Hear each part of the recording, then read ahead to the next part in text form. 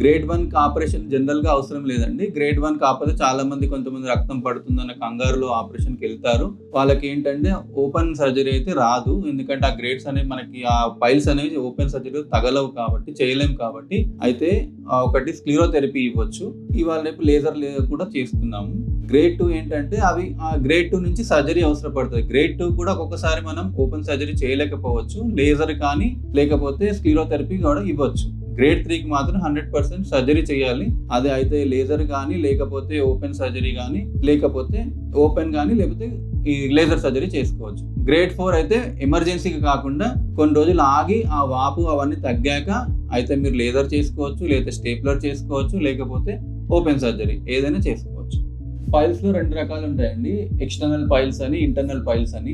Internal piles అంటే ఏంటంటే జనరల్‌గా మనం అందరూ చెప్పేవన్నీ ఇంటర్నల్ పైల్స్ అన్నమాట. అవేంటంటే ఇప్పుడు నేను చెప్పిన గ్రేడ్స్ అన్నీ ఇంటర్నల్ పైల్స్. ఎక్స్టర్నల్ పైల్స్ అంటే మనం దొడ్డికెళ్ళే బయట ద్వారంలో ఉండే ఎక్స్టర్నల్ పైల్స్. ఇలాగే కాన్‌స్టిపేషన్ తర్వాత ఒక్కొక్కసారి రక్తం మనం మోషన్ గట్టిగా వెళ్ళినప్పుడు ఆ రక్తనాళాల సప్లై కట్ అయిపోయి ఎక్స్టర్నల్ పైల్స్ అవుతాయి. ఈ గ్రేడ్ 4 అనేది ఇంటర్నో ఎక్స్టర్నల్ అన్నమాట. అవి లోపల నుంచి వచ్చి బయటికి ఉండిపోతాయి కాబట్టి దాన్ని ఇంటర్నో ఎక్స్టర్నల్ పైల్స్ అంటారు.